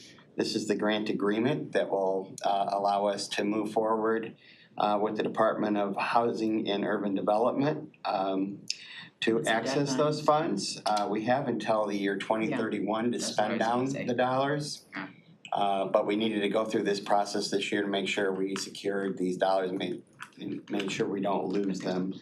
So the agreement is on the basis of remaining at the current location. Oh, okay. That's what I was gonna ask. If at some point in the future a decision is made to move to a different location, which has been part of the overall discussion, then we can go to the Department of HUD and file an amended agreement at that That's what I time. remember. So I was gonna ask him to say. and Parks is planning to put in a equal match, so roughly $4.75 million will be spent on the modernization project. The building itself was built in 1953 and is largely the same building. And so there is a tremendous need for modernization. We'd get maxed out with parking there. It's really our most popular facility, over 200,000 visitors a year, and provides economic support for over 100 vendors, farmers, and artisans. So it's a wonderful facility, but it really does need some updates. We'd like to add a commercial kitchen so that we can do really full cooking demonstrations for the public. We do some now, but the food has to be prepared ahead of time. So it's really more of a show than the actual cooking. And by upgrading the utilities in the building, it'll certainly make it a more customer-friendly facility, but also allow the vendors to provide a lot of different kinds of products they can't now because there aren't the refrigeration and the heating elements there. And we would like to add a programming pavilion area to do, yoga and, fitness type demonstrations there. Add more parking, potentially add some EV charging stations. And that encapsulates pretty much the vision for the market. So I appreciate your consideration. Happy to take any questions. Better restrooms. Better restrooms, No, thank you. that's in Yeah, there. that's on the list, yes. I know. It would have to be. So it's Yeah, surprising how updated. important that is in just about every park facility. is. It's kind of like right at the top of the list. It is, it is, it makes a huge Restroom with difference. green space. Yeah. All right, I see Commissioner Rahman has his hand up. I was just gonna comment, we saw it on the tour, when we did our parks tour, a few weeks ago, and, great facility, I mean, obviously it needs a lot of work, so I think this is a great effort, and I applaud you for It doing is. that. Good, thanks, Ken. One logistics question, this might be for Mike Keys in the back there, is there a way to, and I feel bad because I know Chris has been here for like 2.5 hours for this 5-minute presentation. Is there a way for them to check in, or do we have something in place? I know we talked about reviewing the agenda ahead of time. Yeah, so just as you can see, every staff member online, they're able to listen in online and then be able to kind of judge when their item's going to be, come up in front of the committee and then attend the meeting. He just likes to see us once in a while. No, it's great to have them here. I just feel bad because I feel like usually at the very last presentation in the last few meetings has always been a quick 5-minute. And I just don't know if there's something we as a board can do to address that issue. That's all. So nothing to do with Chris, but just a point I You wanted. can't tell who's gonna say something. I know, you don't know what Sometimes questions it's gonna be come up. weird questions. But Like, yeah, so actually, Chris, I every got- one of our presenters though are sent that link, so that way they're able to use that as a tool if they want to. Gotcha, okay. And you never know what Thanks for the questions, items gonna Question, take but long, you think they're I gonna be knew quicker that than this they're would be long. quite a ways in, and I learned quite a bit about what you're up to. I know, you're, He just wants welcome to come back. back and see I know, that's why I us. say welcome back, we're gonna ask I you missed questions you. on I American missed Rescue. you. Yeah, we do miss Chris, we do. Thank But you. you always like there when I Patty. call. Keep sending money.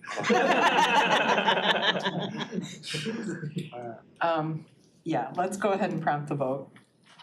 Somebody asked me, was it the same building that it was? And I said, yeah, I think so, cause I used to go when I was Put new little. signage and stuff, update it a little. We would come out on Saturday mornings and they'd have fresh donuts. Over the years. Yeah. Yeah, just new, And the memory in my head vinyl is signing and, exactly you know, the same, so. Patchwork. Built Yeah. 70 years ago, that's not that old. is, I we can got our tell money's you worth. that. It's still kicking, we got. I was built 2.5 years before that. Yeah, I was built that same year. And Bob's getting patchwork too. You're right. We'll return this money then. I need some kind of Patchwork. refurbishment. Yeah, Looks seasoned. yeah, thank you. All right, thanks very much, Chris. It's good to see you. Did everyone get the prompt? Yeah, I think so. Did you get everyone? I think I Does that voted. come through? Huh. Do it again if you want, Okay. cause I voted, I think, and put it. I voted when we were yes. talking, And yeah. Chairwoman Markham, the next two items, then A and B are Hi, from the same Chris. department, and those presenters are online again, so it would be acceptable if you wanted a motion for both A and B. Okay. I don't think we did the health equity grant, by the way. Okay, Long, That's A and B, that's coming Oh, up. you didn't get mine? it's Yes. not working. Yes. Hoffman, My bad. I think you, Hey, Bob, Yeah, you're right, I missed that. Bob, you can yes, Saying yes. yes. I did, I already did. Wait, No, it didn't take it. Yes. It's not coming up. We've been in the meeting so long that the Wi-Fi is. It's timed out. Yeah, we drained our Do you want me to refresh? award-winning IT Yeah, we should probably all refresh refresh. up or no? Wi-Fi here. Yeah, if you know, just One of my refresh pet it. why don't you peeves. do, yeah, just refresh and Oh, okay. reset the vote. Refresh. We got it, Mine. yeah. Is that? Yeah, they back on here. yeah, if y'all, Okay. Yeah, I y'all voted refreshed. yes. y'all voted yes, Yes. I can put it in. Now we Yolanda's refresh, on. so maybe the next one will Yep. come up. Yeah, that's Yep. interesting. Yeah, you know what happened yesterday, Timed out. but we were doing good all morning, so. Well, we are overtime, 110. And the problem came up Sure you have twice. seven. Nice. You have 7 We're on answers. an overtime rate Okay. now. Motion carries. Before, believe me, I better be quiet. And Chris is already on, so. Okay, next up, item 10, Public Health and Safety Committee recommendations. We're gonna do, Can do it together. yeah, I'll take a motion to do both of these at the same time. Commissioner Cavell, supported by Commissioner Powell. Item A is acceptance from the Michigan Public Health Institute for the 2024 Health Equity Regional Council Backbone Grant. And item B is acceptance from the U.S. Department of Housing and Urban Development for the program year 2023 Annual Action Plan. So those are the two items under the motion. And welcome again. Hi, thanks for having us again. So this Regional Health Equity Council is actually a continuation. We had this grant the last 2 years, actually since COVID hit, and it really focuses on looking at reducing COVID-19 disparities. And so we work with some very small agencies, right, where really we saw impact, and that can really help us look at things that happened during COVID. So if and when, I hate to put this in the universe, the next pandemic occurs, we can really look at opportunities out there. So this also includes a sub-recipient to Pontiac Community Foundation to provide small grants to those agencies that are helping us do this work. Again, we have really small agencies that having some additional funding to really dig into this work, it really helps them provide some ownership to this and helps them kind of push through it. So that's the request today. So that's the first one. And then I'm going to let Khadija talk about the next one, which is our HUD fund. Thank you. So our annual action plan was accepted by the Department of Housing and Urban Development, and they have awarded us $8,284,774 that we would like to accept for the upcoming program 2023 year. This provides the funding for our community development block grant, our home program, in which the home repair falls under, and our emergency services grant, which also provides services on the our homelessness side. So we would like to request acceptance for these funds. And this would also include the 24 positions under the Neighborhood and Housing Development Division. Thank you. Okay, thank you. All right, I'll start with Commissioner, oh no, you don't have any questions? Do any of the commissioners have any questions for folks on these two items? One door that you lock. Seeing none, let's go ahead and prompt the vote on items 10A and B. Yes, we saw that in the last meeting, Bob. It's gonna be a one main.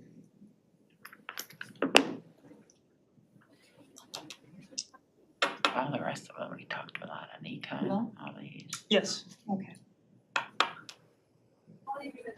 You have 7 yeas, 0 nays. All right, motion carries. Both of those recommendations will move on to the board, full board. Thank you so much for your support. Commissioner Marks, one last time for the EDI recommendations A through E. We have a presenter online, and it'll be the same presenter for all 5 items. So it would be advisable to take a motion for items 11A through E. Yeah. All right, well, These in econ too. Commissioner Rahman makes the motion, Commissioner Hoffman is the supporter. Can I ask my questions econ? I do have a question. All right. There's Eli. Wants to speak. We're ready to go on item 11A through 11E. we have Eli Cooper with us. And the floor is yours, Mr. Cooper. Good afternoon. Eli Cooper, the transit manager for Oakland County. And the 5 items before you are the amendments to multi-year agreements for our 5 local transit operators. Each of the amendments enables one of the operators to continue to provide their services from January 1st, 2024 until the end of December next year. Okay, I just have one quick thing. I'll open the floor to the commissioners. Commissioner Long?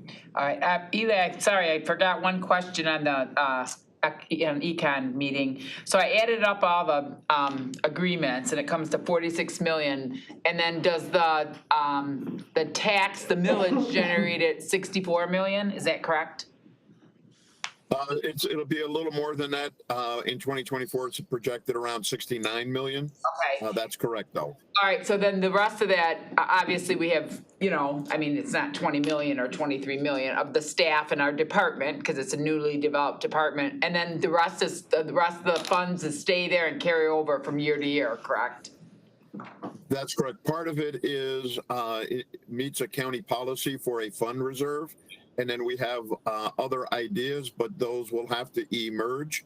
And we'll work through the committee with the board on those as we go forward. I would also point out that there is not an amendment, an increase for SMART in 2024. If you were to look back at the detail, we had provided them a base amount plus an expansion of service in 2023. Much of that service has not been initiated, so there's a remaining balance that they will draw down. But it's likely that at some point in 2024, they will have expanded their service, drawn down those resources, and we would look forward to come back again to the committees and to the board to provide additional SMART service. So although the numbers that you're describing are accurate, between the county policy for fund reserve, between anticipated future amendments with SMART and maybe some of the other operators, it's not that we're going to be that close, but there's not an overwhelmingly large budget reserve. Okay, thank you. And I just thought of something when you were saying that. So that reserve, just because this is all new to all of us, and each community or the 5 different agencies, if they need the bus money or the actual equipment and vehicles will come out of their budget, so not any reserves, or how will that work because we all know we're gonna need more buses and then the drivers. Where will that money come from? Are they gonna come from individual, like People's Express, budget item, or could it come from this reserve? Just for future, because I know we need both. So as we sit here in late November, soon to be early December 2023, we have negotiated with each of the 5 operators for what their expectations are in their 2024 budget, including both for their operations as well as their equipment. So if you were to look back at the detail, you will find there are capital line items within what's being reviewed for acquisition of additional vehicles. In the event that the increase is greater than that which has been anticipated, we might be back to the board again at some point next year for further expansions that might come from the reserve. That would be the obvious location. But for right now, as we're going into 2024, and we have a better sense, both we and the local operators, on what their expectations are. I believe that the majority of the resources necessary are included within the amendments that are presented for your review. Okay, thank you, because I forgot, I didn't ask those questions the other, and I thought about it when I added it up and figured the reserve out. So thank you very much, Eli. Thank you, Commissioner Long. Anybody else? Commissioner Woodward. I just want, for those who are on, I think most people here are on the, IJ is on the Transit Advisory Committee. These contracts also, this is how we're dispensing the millage dollars. Right. But these agencies, and we're moving more of the agencies to draw down all available matching funds. So state, local bus operating funds, increasing in some cases where the provider provides services in rural areas. Help me, Eli, 5311, am I right? Yes. There we go, 5311 funds, which is additional matching funds for rural services. So they're, the individual organizations' budgets, which I think are reflected in here, capture those dollars that flow through a variety of agencies. So the millage is actually drawing down additional money to improve funding for transit countywide. Okay. Anybody else have any questions? Oh, I'm not seeing you. Refresh your thing up top, yeah, because you, remember your vote didn't work, just do a refresh. Okay. But still ask your question, but refresh, so then when you vote. That takes you to the list of speakers. I just undid it, by the way, so. Yeah, Sorry. because he just You're listening, refreshed in Mike. case it wasn't So we there, can make sure it's working. just in case it wasn't there, because your voting didn't work either. This is the first time that Yeah, we see? haven't had it just show up. Oh, there it is, Okay. Okay. Commissioner Cavell, do you have a question? No, I'm good, actually. No, I'm just kidding. Actually, I do. You're just our guinea pig. Yeah, I was just kidding. Yeah, I do. Eli, hey, you mentioned other initiatives and that sort of thing, and I just wanted to flag, since a lot of us are on transit and we're thinking about it, and we talked about Alice a lot, people that can't afford $400 emergencies. So, I just wanted to throw out there indigent bus passes or bus passes for working families or people that can't afford to get transportation regularly. So using this funding as a benefit to that. Yeah. Feel free to comment if you have anything, but just wanted to. Well, I appreciate the comment. We've been working with the housing agency, and the issue came up during the course of this year related to homeless service. And I am pleased to report that most of our operators actually have local programs that they help to offset some of the fare cost for their low-income ridership. I can't get into all the detail for each one of the operators, but some of them have private contributors. Others have funds that they do use to help pay down the cost of transportation for extremely low income. Yeah, forgot about that, they do. Should we expect anything related to helping low-income folks in the next 6 months or something? Or is this then something that's already covered by these other programs? I believe it's mostly covered, but we can coordinate with our operators and maybe bring an information item forward for the transit committee. Thank you. Thank you, Commissioner. Anybody else? No. Got my stuff answered, I forgot to answer. If we don't have any other comments, let's prompt the vote, please.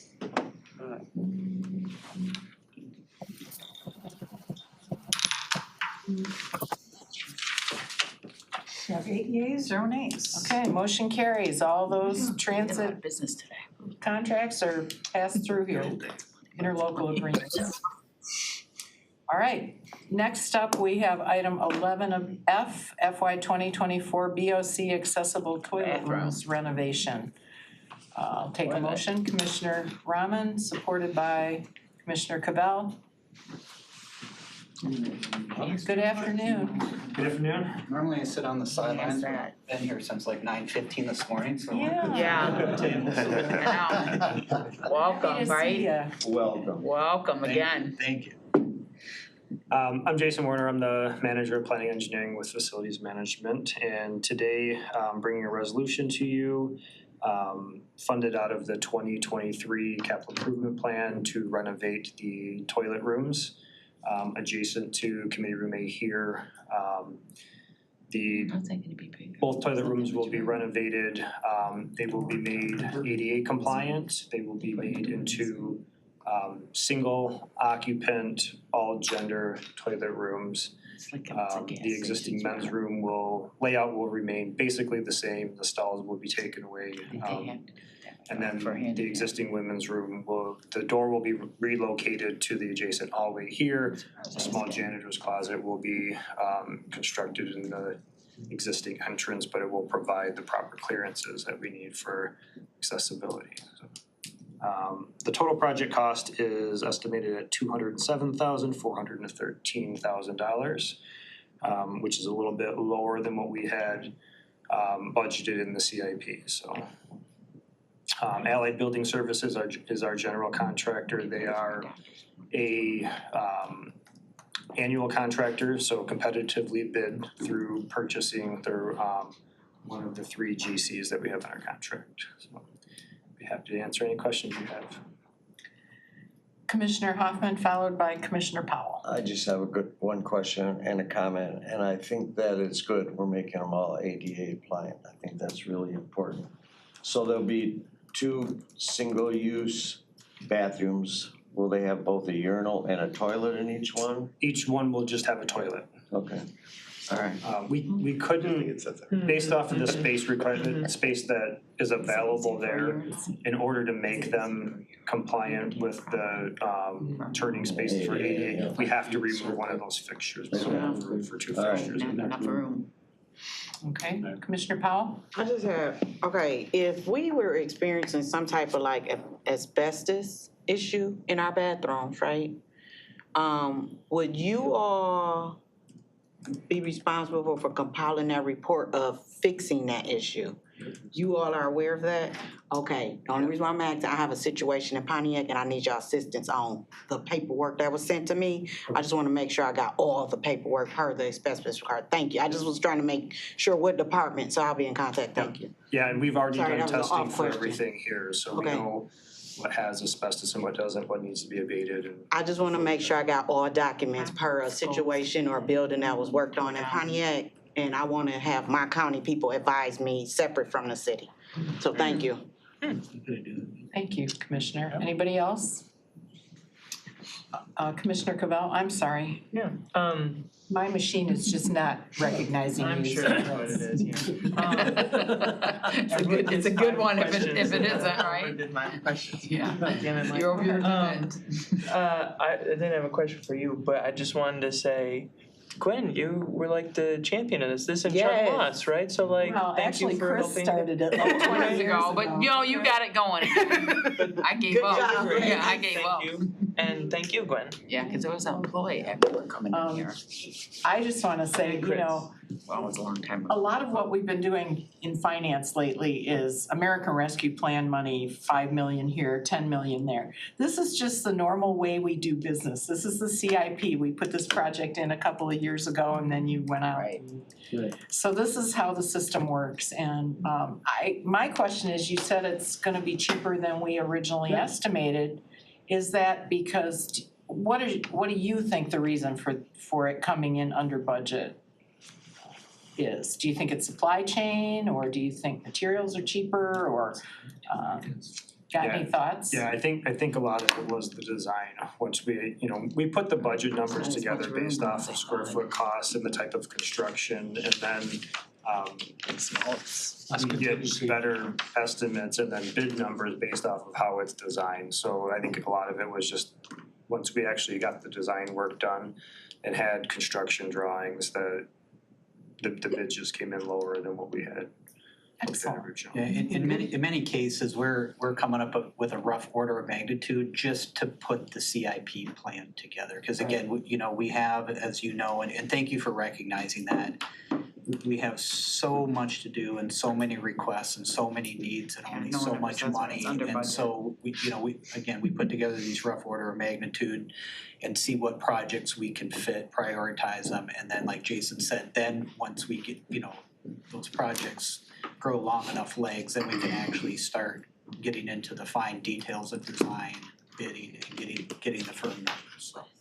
And typically, we know enough to include contingencies when we're putting together those rough orders of magnitude, with the hope that we don't need, more money than we anticipated, so that the projects can move forward. Well, that's good. Commissioner Wyrick. I mean, just so everybody knows, the chair and minority vice chair have a pre-meeting with Jason, and we talked about those issues too. And prices are down with the contractor, and the contingency is a little bit less to save some money, so. This was about $100 and something thousand less than Yeah, you may have remembered before, some of the resolutions we brought, we were adding a 20% inflationary contingency. This resolution here, we've lowered that, it's at 10%, which, $200,000 Yeah. project, it's still, a lower number, but we were able to lower that a little bit. And the prices are coming down. Yeah. You're seeing a little bit better prices on contractors. Good. Anybody else? I think they were. When do you think this will be done? You said early 2024? We're planning to start construction at the end of January, and it should take about 12 weeks, so about 3 months, so end of May I should probably. be parking on hopefully.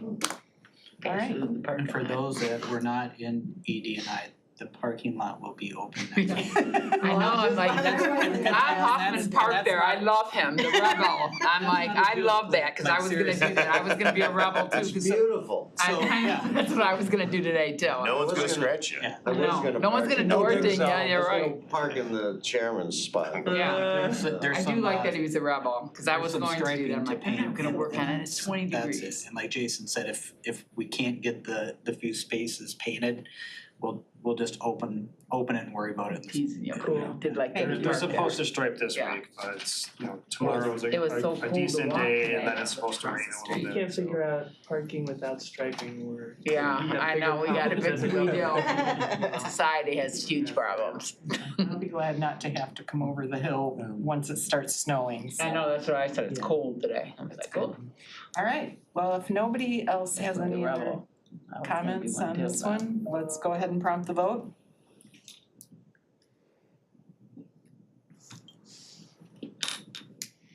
I really thought it would be done. Yes. Oh, did you refresh it, still didn't do it?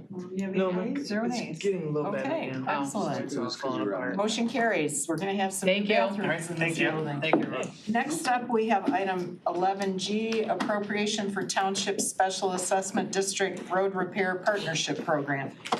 Moved by Go ahead. Or have someone Swan, else? supported by White. I'll be right back. Oh, cool, I'm going. Vice Chair Rahman, if you wanna take over the meeting for me. You do. Vice Yeah, you can do, just, does anyone have questions to say? Alright, Jay, Well, since it's just us guys, I got an amendment and let's call the vote quick. Let's change everything. Yeah. Do we, I don't know, Commissioner Woodward was the Woodward, yeah. presenter. Yeah, I mean, I have to. Most of us were in econ, Yeah. so. I was Yeah. gonna say, I think. So Bob So I think most of it's Hoffman been and- covered, I mean, Hoffman hasn't, and then Angie hasn't, Charlie. I think Angie came in as I was And then- talking about. So, this is, I think many people know, like Commissioner Joliet has, been kind of like leading this effort. We set some money aside, to help with, the fixing of township neighborhood roads. EDI adopted a policy, emphasis on density and 75 houses per mile or greater. So I mean, really focus on moderate and low income areas as much as possible with the goal that this becomes a tool to incentivize more of these projects going forward. Now, some of these were already in the mix, and so the policy that was adopted is if you go through the full SED process with the road commission, it's a baseline number of $50,000. You can get up to $250,000 if you have that 75 per houses per mile threshold, not to exceed 25% of the entire project. There are some dollars that are of the 2 million that's not allocated, that rolls over, again, to be used to hopefully facilitate additional SADs going forward. Yes. I'm good with, cause I asked all my stuff in the econ. So I'm just, okay, I was approached by my new representation of Bloomfield, and I am trying to get an understanding of this. Marcia is not here, she usually walks me through this, but one thing that I'm seeing that I caught myself is, but you just said it, and I think it's applying to this, is they fall at 72, which they're not at the 75, and that's why they are at the 50,000. That's what I just figured out. Is there any, is that the only thing that validates that's why they got the 50,000 and it's just cut and dry and that's it? Okay. Thank you for that. And I know Marcia also representing Bloomfield involved in like the tweaking of the policy to ensure that everyone gets something. Okay, so Because she, first it was nothing. And so It was it's zero, we more. had the amendment, it was Now it's- zero. An hour ago. Yeah, it was zero before in So the now econ, it's and they more. got amendment, they worked on amendment before, yeah. Okay, So they get 50 now. She did say she'll talk to me when she Yeah. can, but I just wanted to, Yeah. you know, ask all that, cause I was approached about it. I Right, hadn't it went from been, zero for both those updated. projects to 50,000 for both Okay. those Bloomfield Township projects. Okay, and, okay, so thank you. I mean, just- 'cause just I didn't wanted- know either, Yeah, so and I yeah, asked 'em. and I was kinda, you know, I Through the didn't, like, chair. I didn't know. I didn't like that, I did not know. Through So, the okay. chair. All right, thank you. I just need to know how to deal with that if any other of my folks from Bloomfield ask me anything. Yeah. Thank you. You can send them to me. That's right, I forgot you Oh, I- represented. Usually I send Believe it to me, I've been Marcia. talking to all of them. Excuse me. Yes, no, I you know, and I understand like that, I mean, the point, it's like, it's this program, I mean, is walking, and I share this in EDI, a very delicate balance, because there are and there's challenges to supporting this project when people are paying taxes, and I mean, I know roads in Pontiac are not getting funded and everything, and so this is one extra effort to try to incentivize people choosing to raise their taxes going forward and seeing if it can actually spur that road improvement in more areas than is currently been happening. But currently, right now, I think Commissioner Powell has the floor. Oh, I thought, okay, I'm sorry. Oh, no, it's. Oh, yeah, so you're going back to. But this right now is only for townships. You're saying in the future, we're looking to expand it? This is just, yeah, this project, this is, Maybe. This funding is. oh, yeah, sorry, EDI talked more about this. So all roads that are in a township are under the jurisdiction of the road commission. Okay. Road funding for road commissions and for cities are different. There's Act 51 dollars. We have a long tradition in this county of, I mean, going beyond, these are not under Oakland County's control. It's under the road commission's jurisdiction in those areas. We have the Tri-County program. We created the local road improvement program. This is a third one to do a little bit more so than any other county. And that's what this project does. So it's only for township, smaller roads that frankly don't really qualify under the tri-party program, because that program focuses more on the more major roads, high traffic areas. And I know this has nothing to do with this, but isn't Bloomfield Township one of our considerable wealthiest areas in the county? I'm asking a question. You can say yes or no. Yes. Okay, I'm just asking for clarity. Okay, thank you. I'll just ask. Okay. Okay. So, any other comments, questions, discussion on this item? Item 11G. Besides the good econ. Seeing none, let's go ahead and prompt the vote. I don't care. I'm just asking. You ready? Cabell? Yes. Dave, you funny.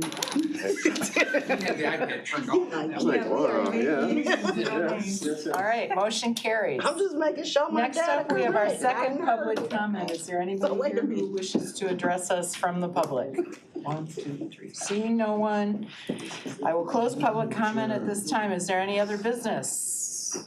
Seeing none, I will call this meeting adjourned. All right, boy, we had long, Yeah, we had long. good job. It's 9.